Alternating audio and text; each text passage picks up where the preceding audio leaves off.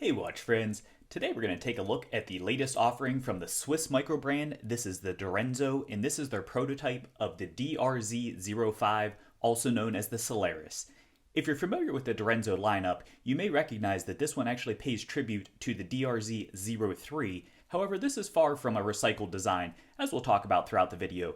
This changes up everything from going to a dual crown, from an external to an internal rotating bezel. The overall dial configuration, while similarly laid out, does actually have differences not only in the proportions there, but additionally looking at the hardware as well. The overall case itself is going to be proportioned differently. You do have aggressive cuts on the lugs, and then of course you can't miss that beads of rice bracelet as well. So just wanted to highlight up front some of the things that make this one different.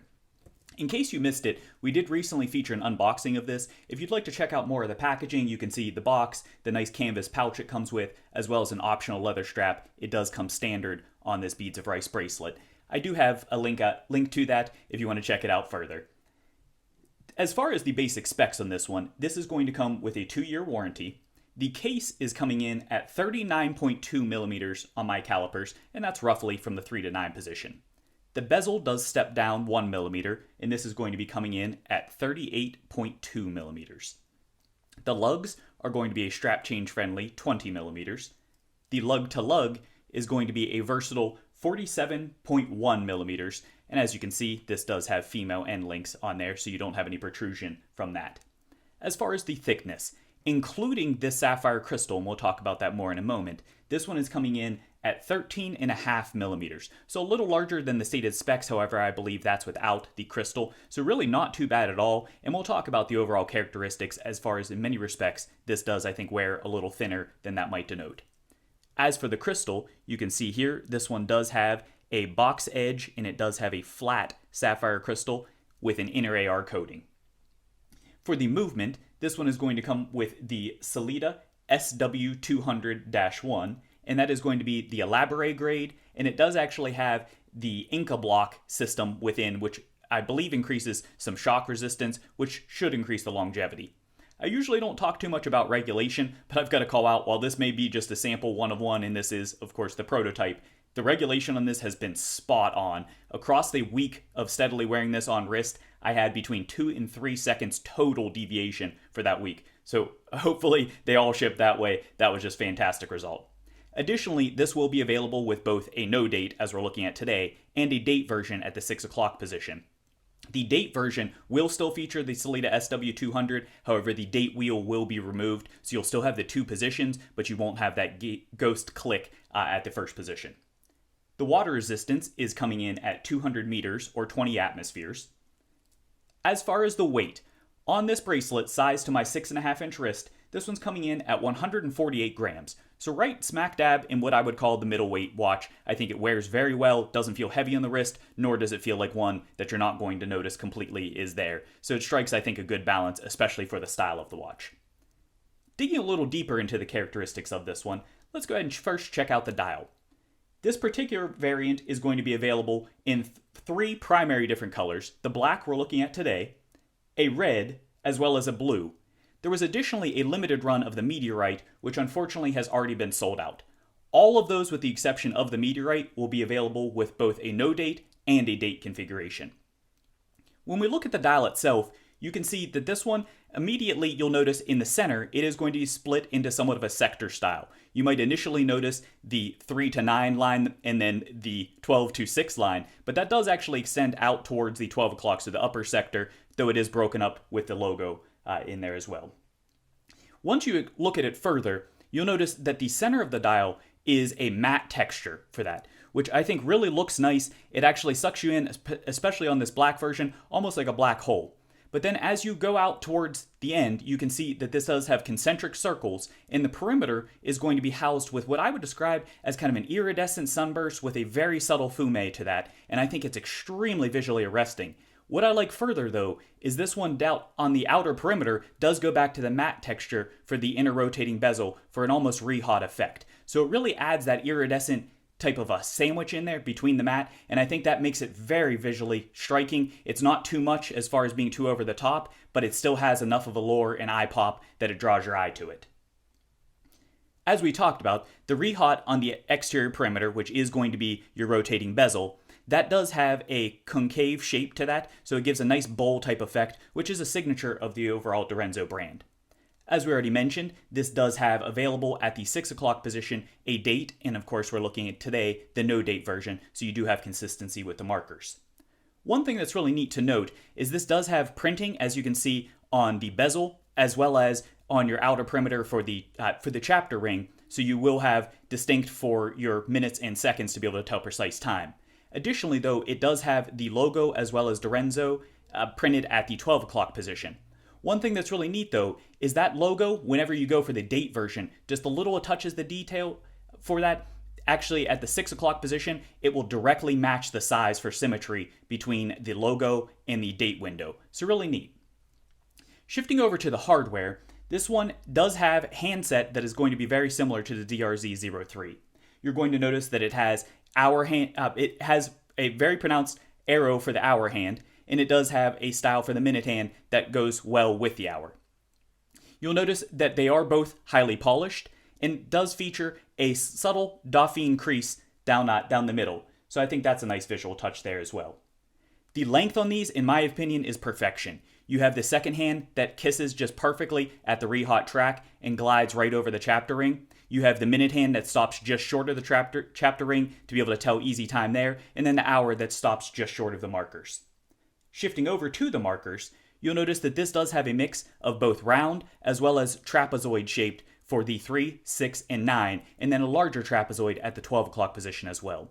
The 3, 6, and 9 markers do perfectly touch that inner concentric ring, which again, just great attention to detail there, always very well done from Direnzo. As far as the loom, this has BGW9 featured on the bezel, the markers, as well as the handset. And as you can see here, it's strong. It's not what I would call a complete loom monster, but at the same time, I found this to be plenty functional, whether charged naturally or ultimately charged with a UV light. Either way, I find this to endure, to have good legibility, and I've been pretty pleased with it. As far as the bezel, as we already mentioned, the bezel on this is set back slightly. It does step down, and you can see there, it has just an ever so slight slope to it. So it's almost vertical, but it does taper towards that box edge crystal, and that's both on the side as well as the flat portion. You can see there is a slight increase to that as well. The finishing on the bezel is going to be radial brushing, and that's true of both the side as well as the top, as you can see there. The slope up to the box edge crystal, I think, nicely adds to the symmetry there. It keeps the box edge from sticking up too high, as well as it bridges between that and the mid case. Shifting over to the actual functional bezel on this one, this does have an inner rotating bezel consistent with the compressor style of this, and that is manipulated with the 2 o'clock crown here.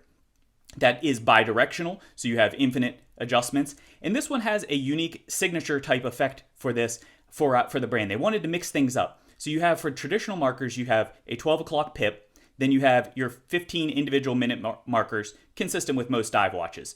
Where it really changes is you have your standard hashes throughout at the 5-minute intervals, but at your 15, your 30, and your 45, you'll notice it has an empty circle, a circle with a dot, and then a filled-in circle to change that up from the traditional numerals. And I think visually, both with the round markers as well as just the overall aesthetic, I think that really does class up this watch and takes it from just being a one-trick pony and a dive watch. Shifting over to the case, you can see that this does have a gentle downturn to it. So it's a relatively flat case overall, but that being said, it does have some downturn to that. It does stop short of the Caseback, and we'll talk about that further as we go through the video. The finishing on this is going to be predominantly horizontal brushing running the length of the case, though it does have polished accents, and we'll look at those further in just a moment. Out on the outer edges, you can see that this does have drilled lugs, making for easier strap changes, which is nice because this bracelet unfortunately does not have quick release spring bars, something that I do like a lot on modern watches. I would have personally preferred those in lieu of the drilled lug holes, though I wouldn't have minded a combination there, but I'm glad to at least have one of the two. Shifting over to the lugs, as mentioned, this does have what really gives this a distinctive look. You can see this angular, aggressive cut there with the polishing cutting into those lugs. It makes for a very neat shape to the actual top, as well as the cuts of that, and I think it visually slims it out for the overall aesthetic, and I think it's just a very nice touch, one of my favorite features of this particular watch. On the crown side, you will notice that this does not have any crown guards. which I think, again, sticking to the overall vintage feel of this watch, I think was a good choice. As for the crowns themselves, certainly you can see this does have dual crowns, so a compressor style configuration there, though this is not a compressor watch. It does have 6.8 millimeters, so I think a nice sizing for both of these crowns, and they're going to be the same size. Both of these are going to be screw-down crowns, as you would expect, I'm sure, for the water resistance and the overall style.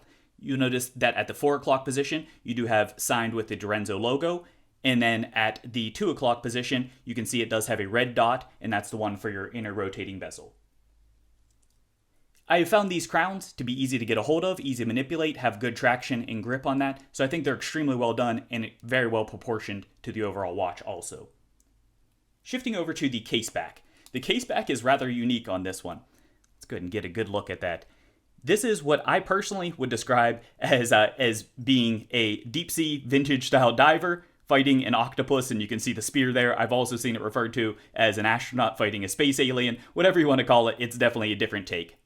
The overall configuration, though, on this caseback, and let's pan that around so you can see some of this marking, you'll notice that this does have XX of XX because it is a prototype, though these will be, I believe, individually numbered on the production version.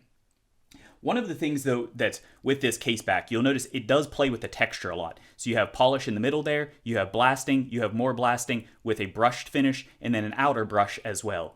So I do think it's an extremely attractive and very well done caseback. It is smooth, so no hot spots or anything like that, and I love the key configuration. I think that is very classy, very tastefully done overall, which is true of this overarching watch. So nice job there. Shifting over to the bracelet. The bracelet on this one, as we already talked about, is going to come with a beads of rice configuration.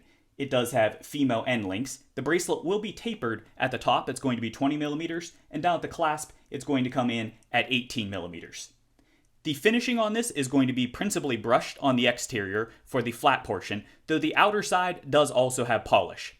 The beads in the middle, and this is a true beads of rice, meaning that those are individually articulating beads, those are going to be polished as well, and I think they play together. I think it's a classic look for the overall configuration, especially for a vintage style piece, but additionally, I think that it's well done and incorporated to give you a nice mix of everything and keep it interesting.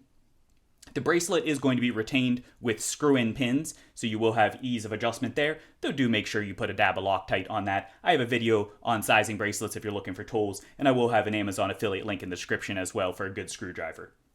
The articulation on this, as you expect for a true beads of rice, both lateral and horizontal, the articulation is just superb.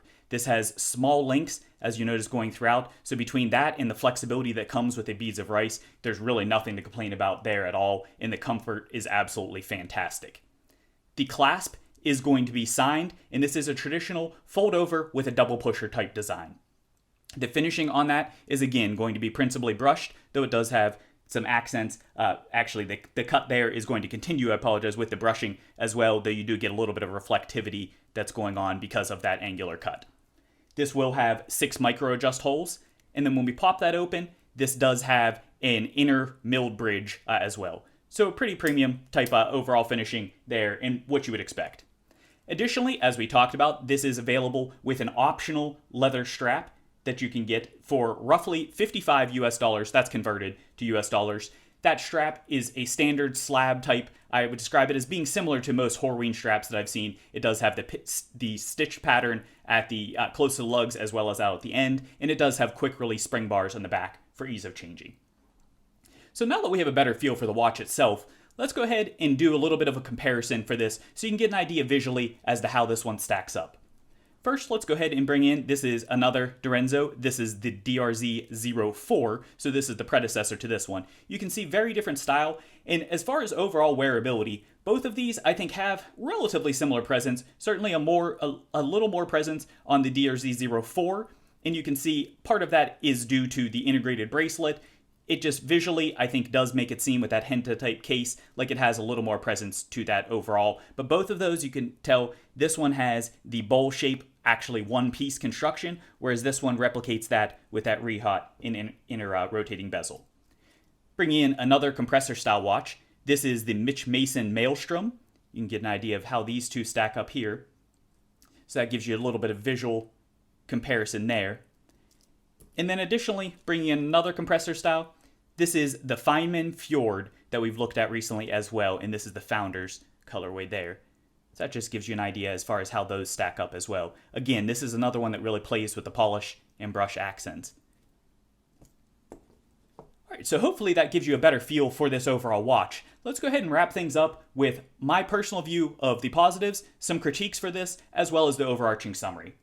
First, for the positives. The overall design, just as is true, I feel, for every Direnzo, I think this one is elegant looking. I think that it is visually stunning, and it's one that I really quite like. Direnzo has become one of my favorite designers, and that's true of both micro or, I guess, macro or larger brands as well. The dial shift on this, as you can see from not only on camera here, but also some of the footage we had for outdoor lighting, it has that iridescent, it has a color shift to it. You know, some people talk about, is this black, is it brown, is it gray? I would describe this almost like the effect that you would get from actual graphite, meaning that sometimes it has a very shiny effect, sometimes it has a more of a matte look to it, but it's always captivating. And I'm not personally a huge black dial fan, but I absolutely love this one. It's lived on my wrist for a week straight, and it has been fantastic. The hardware on this, I think, pops beautifully against that black dial. I suspect that that's true of all the dial colors that are offered, and I don't think that that's an accident there. Sergio usually looks through all those kind of details very well when he puts together these pieces.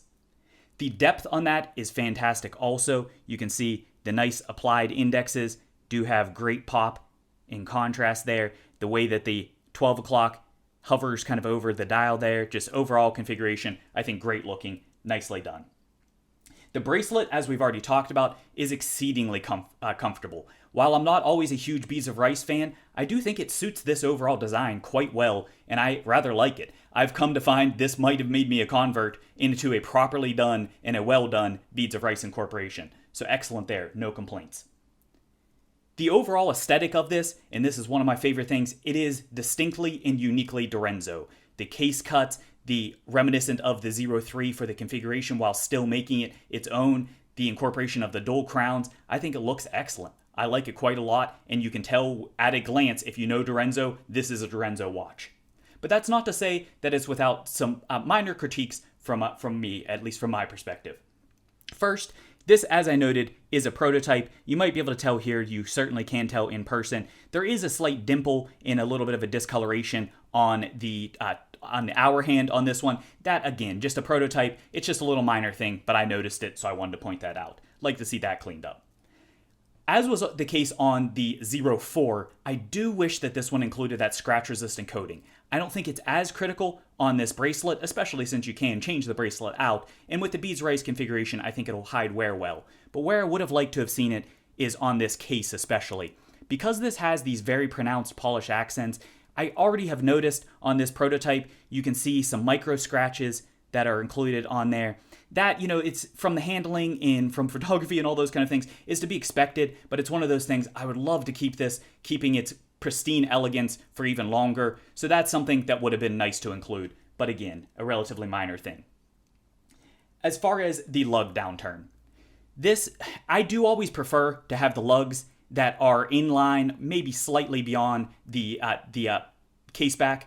This, I find the lugs, I would have liked to have had either a thinner caseback, which would have, I think, been the ideal. If they could have kept this thinness to the mid case, even with the taller upper portion for meeting with the bezel, the fixed bezel there. This here with the caseback, it's not a huge protrusion, and it doesn't wear significantly over the wrist, though it does give a little bit of that hovering kind of effect. And just with this flatter, I find that either the 6 o'clock is flat to my wrist and the 12 o'clock is slightly raised, or vice versa on there. But it doesn't ever sink and nest quite the way that I would like. So it's a minor critique, but it is something that I think could have been a slight improvement one way or another as far as slight adjustments, either making the mid case slightly thicker and the caseback skinnier, or a little more downturn. There's a variety of ways it could have been accomplished. Finally, the clasp thickness. This is one, you know, looking at this, you can see it's not a hugely chunky clasp. It's not terribly blocky, doesn't have real sharp edges to it. But on this Beads of Rice bracelet, because that has kind of a delicate look, you can see, to me, this does just look a little bit unbalanced and asymmetrical as far as the symmetry there. Here is bringing back that Mitch Mason Maelstrom. You can see how much thicker that clasp is than the Maelstrom. So that's one, I would have loved to have seen this. I think they could have even stuck with the same style clasp, just go with a little thinner. I think that would have balanced out a little better, looked a little more elegant for the overall aesthetic, and been more fitting for the watch. But again, all of these are relatively minor critiques of the overall that I think is a phenomenally done watch. So where does that leave us? For overall summary, this has been a year of compressor watches. And in a year of compressor watches, this is, in my opinion, the most compelling design. Overall, I think that this thing, as we've already talked about, is elegant, and it's one that I think is visually arresting and will prove to be timeless. So I hope this video has been helpful for you in making your decision whether to pick this up. I did neglect to say, this is actually live as of time of publishing on the Direnzo site. You can pick this up for roughly $715, and that is converted to US dollars. And I'll have, of course, a link down in the description for this. If you did enjoy this video, please do hit that like button. And additionally, if you haven't done so already, I'll have new content coming out all the time. It helps the channel tremendously. If you can please smash that subscribe button, it's greatly appreciated. Additionally, as I mentioned, I will have Amazon affiliate and other links in the description. Thanks for watching.